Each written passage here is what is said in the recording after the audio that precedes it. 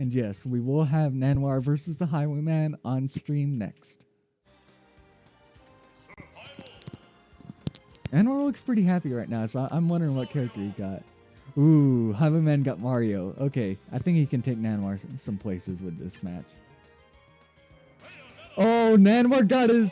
Okay, it was a troll. You got me. I own up to it. He got Corn, though. I believe he's played some Swordies before. He should be able to take Corn some places. But the Highwayman is known for having Corn as a secondary, as a pocket. So he probably knows this matchup.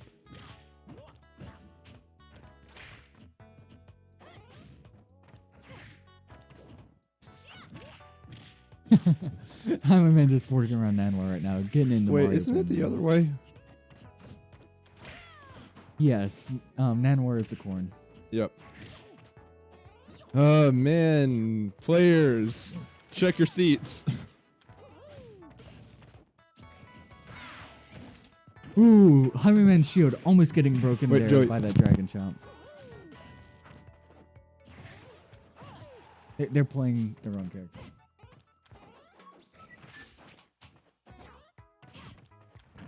Looks like Highwayman's starting to get a bit of a download on Nanoir's Corn here.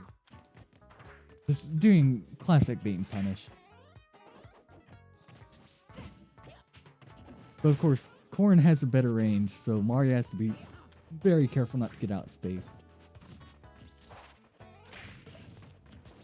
Corn has a lot of things that she can space out, get some hits off of, but a good amount of them have a lot of end lag and they're relatively risky to go for. Ooh, Nanoir having a close call at that ledge.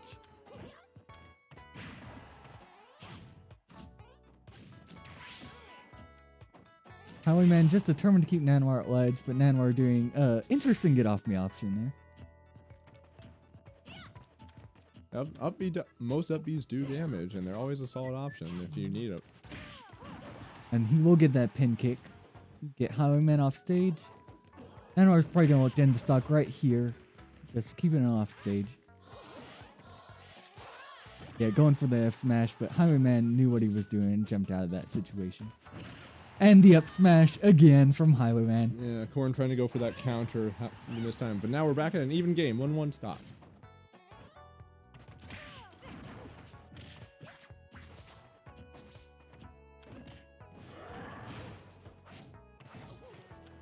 Very solid play coming out from both players right now.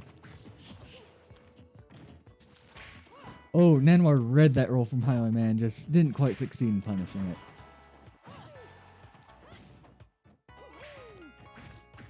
Highwayman making the choice to land aggressively. I'm not sure if that's the smartest idea with Corn's advantage. But then again, Corn has a bad disadvantage, and Highwayman has Nanoir right where he wants him right now. Getting that roll read, continuing the Mario combo.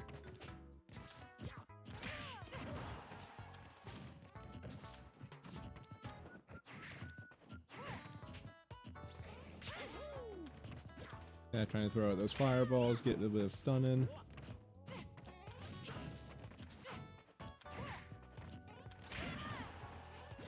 Highwayman's just walling Nanoir out right now, but it's still an even game, so it could go either way.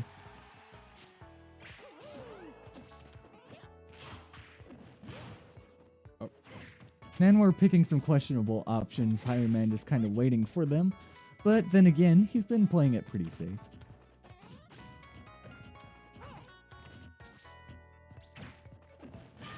Yeah, again, Nanoir just committing and Highwayman knowing that he would do that and getting the free punish.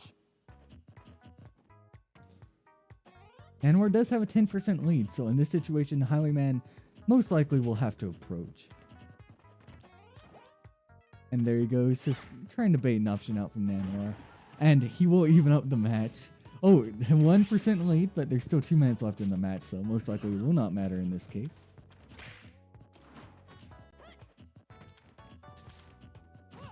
I'll be honest with y'all, I have no idea what Nanoir's doing right now. He's just trying to, he's going a little footsie, he's trying to fade it out.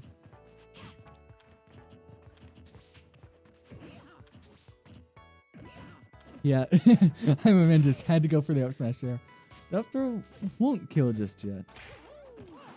Corn does have a kill throw, but Mario does as well.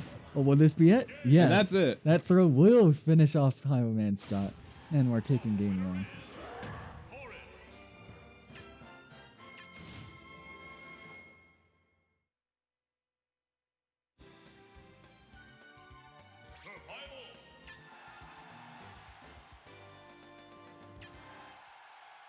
Going to town and city.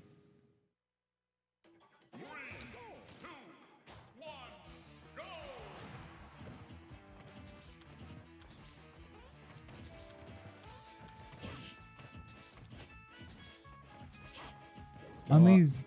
Go ahead. Got a lot of early movement going now. Corn is starting early, getting those first 2 hits. I'm amazed by how much these players have been able to slow down the gameplay, and as they're not familiar with the characters, just spend a lot more time thinking about their options and gameplay. And it's just interesting to see them go back and forth because you can see them thinking as they move around each other. Yeah, a good like a bracket like this is a great way to show like what players have like the best fundamentals in many situations, unless it's like an exceedingly bad matchup. Not only that, but it's a wonderful test for adaptation.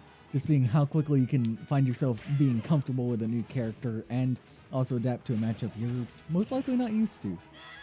But Highwayman, he's had his beloved up smash just all through this bracket, so he's carrying that all the distance he can.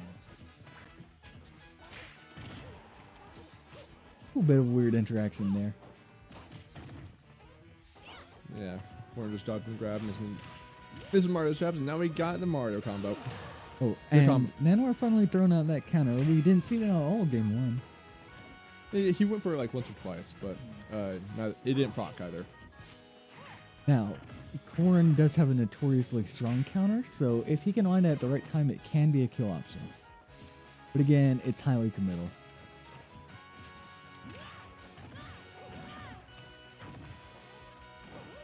Highwayman showing he's no stranger to Mario combos.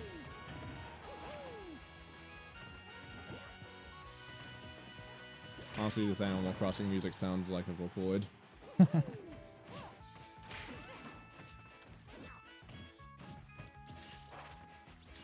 I feel like Nanoir's having all the right ideas. He's just not quite familiar enough with Corn to execute them. But the thing is, he's been keeping the game he's been keeping the stock relatively even. I mean, other than the early stock that Highwayman was able to get off.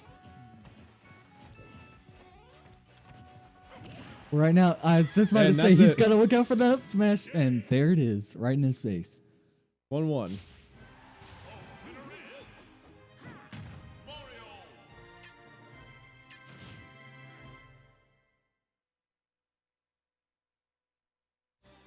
So, in a game 3, will Highwayman have the download on Nanoir, or will Nanoir be able to bring it back?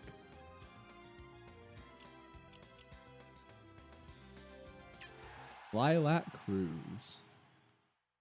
Oh boy, this one always has its own surprises. A little bit of angle in a stage can always screw with the setup. Yes, and you got to remember, both of these people are not accustomed to these characters' recoveries, so it could be even more suspicious. I mean, Corn does have a relatively strong recovery. It's pretty strong going and goes pretty fast. Yes.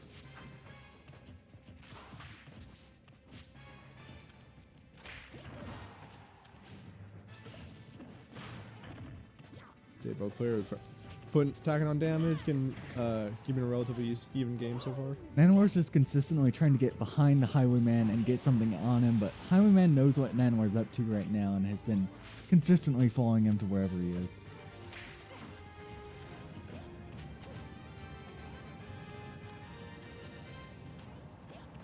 Yeah, something that Nanoir could try to incorporating is countering a little more, trying to see if he can get those reads off of. Because if he can, he has been doing that for a lot in either sets. It's not really in the plan books or in his playbook. So if he does start putting it in, that'll put the Highwayman in a relatively large disadvantage. Yes, he could be waiting for a good time to put it in, but Highwayman's actually pretty notoriously cautious as a player. So you have to be very careful with a move like that because a Highwayman could easily fake out a dash in and then dash back out and then punish the counter. Like we just saw.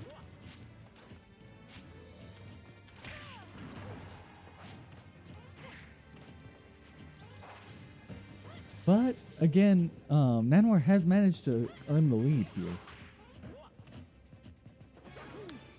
I mean, doesn't have the most damage on the Mario yet. I want to see like more nair and just cautious like jabs and just generally safe maneuvers from Nanoir, but that fall, he just fell right onto Highwayman, and that's not safe, my guy. Now with a practically even game, Nanoir will have to get himself back into the fray. Oh, Highwayman just reading that roll yet again. Getting the Mario bread and butter, this will be some 3%. And now we may have been able to get the early stock, but now when everything, now when stocks got evened, he's got put into a very high percent disadvantage. I feel like the Highwayman feels comfortable right now because he just went for his spike a minute ago, like he knew what was up. Oh, getting the pivot grab. Him off stage, going for the back air kill. Ooh, I was afraid we were gonna have some Lilat there for a moment. Stage clipping.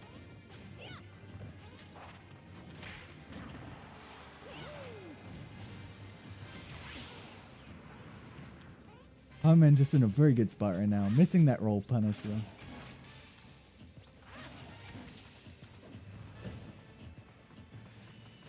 He's got Nanoir scared. He's saying, I'm here. I could get that grab or up smash at any second. Fear me. Oh, and he gets the grab, 2 back throw, and it will kill. Yeah, that bit, like, didn't have all the speed that he could have wanted, but it did have enough damage on that the throw did connect. Yep. He scared Nanoir into choosing an option.